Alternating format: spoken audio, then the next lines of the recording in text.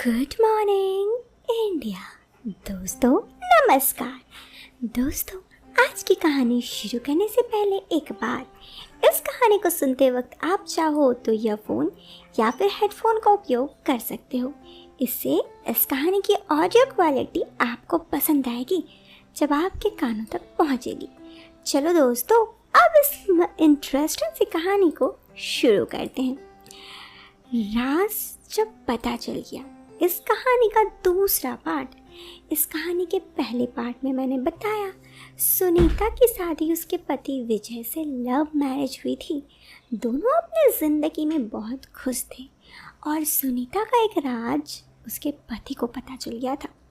कौन सी राज और आगे की ये कहानी जानने के लिए आप इस वीडियो के फर्स्ट पार्ट को देख सकते हैं।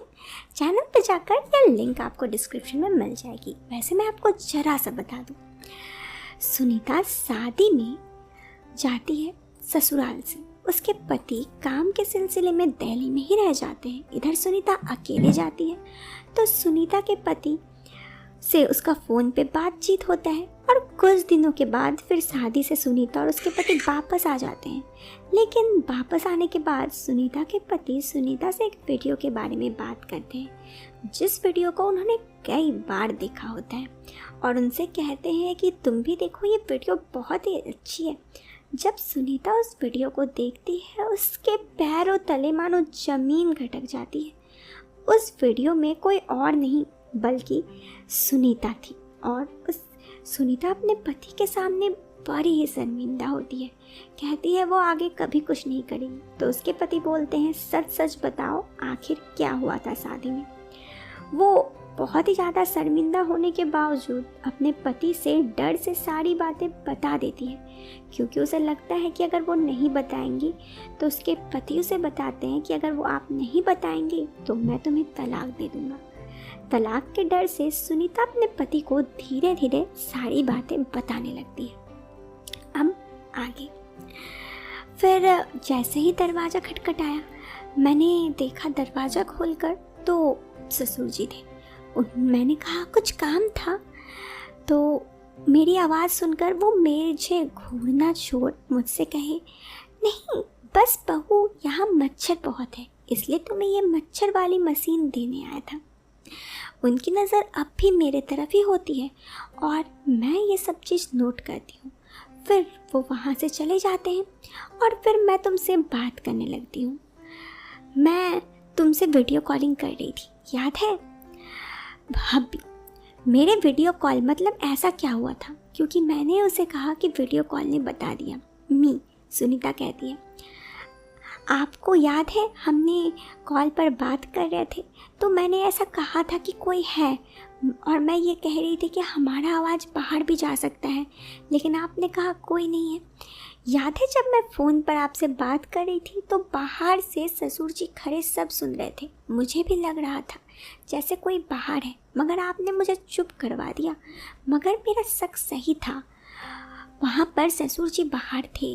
उस दिन के बाद से उनका मेरे तरफ देखना और भी बदल गया और वो हमेशा मुझे देखने लगे।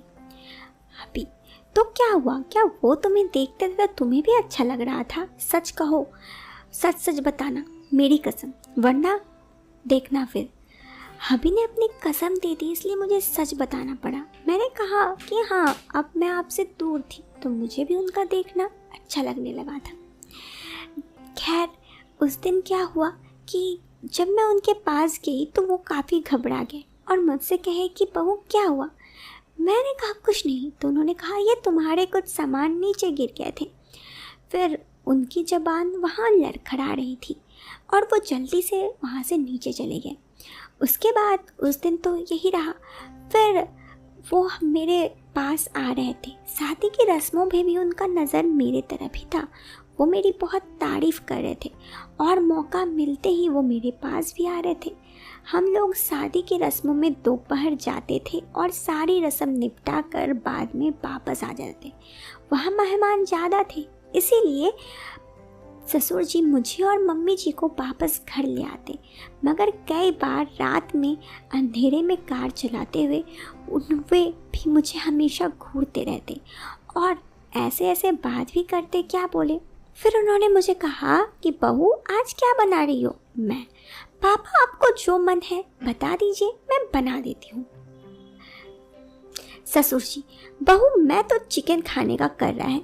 मी, ससुर जी मन तो मेरा भी वही कर रहा है, मगर चिकन आपके हाथ का कुछ और ही बात है। अच्छा, आपसे अच्छा चिकन कोई नहीं बना पाता।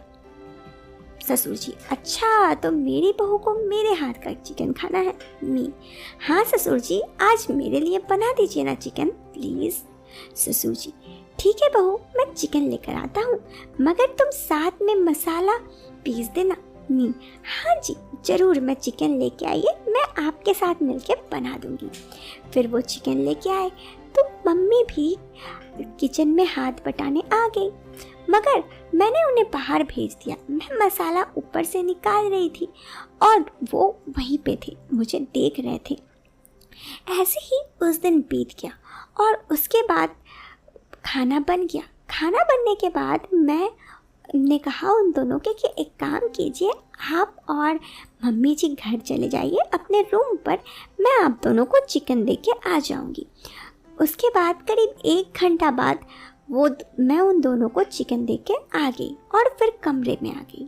हबी, फिर क्या हुआ? सच सच बताओ, उसके बाद उस दिन क्या हुआ?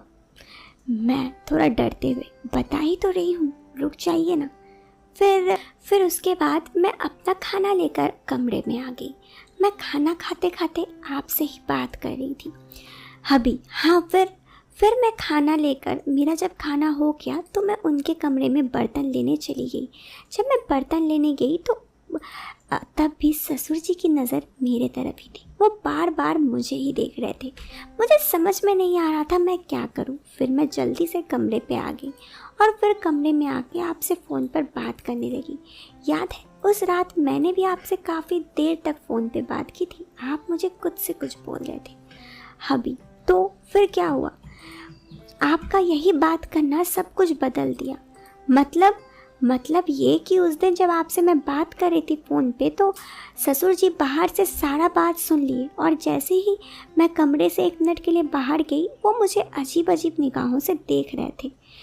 मैंने कहा, आप अभी तक सोए नहीं? तो वो लड़खड़ाने लगे, कहे कि नहीं बस मैं तो ये पूछ रहा था कि तुम्हें कोई दिक्कत है, अगर कुछ खाना पीना हो तो बोल दो। मैंने कहा नहीं, अभी तो मैं खाई हूँ, अभी क्या खाऊंगी, और फिर कमरे में आके सो गई। उसके बाद वाले दिन जब सुबह उठी तो कुछ और ही हुआ। हबी, फिर क्या हुआ? और तुमने ये सारी बातें मुझे बताई क्यों नहीं? क्या तुम्हें ये सब बातों में अच्छा लग रहा था? सच सच बताना, फिर आगे क्या हुआ? मुझे सब पता है, लेकिन मैं तुम्हारे मुंह से सुनना चाहता हूँ। मैं डरते डरते उन्हें आगे की बातें बताने लगी कि उसके बाद वाले दिन क्या हुआ। आप भी जानना चाहते हैं और हबी भी जानना चाहते हैं कि आगे क्या हुआ, लेकिन इंतज़ार कीजिए इस वीडियो के 3rd पार्ट का जो कल आएगी। अगर आप इस वीडियो को लाइक करते हैं तो वीडियो को एक लाइक कर दीजिए। मैं मिलती हूँ इस वीडियो के 2nd पार्ट में। Till then bye bye, take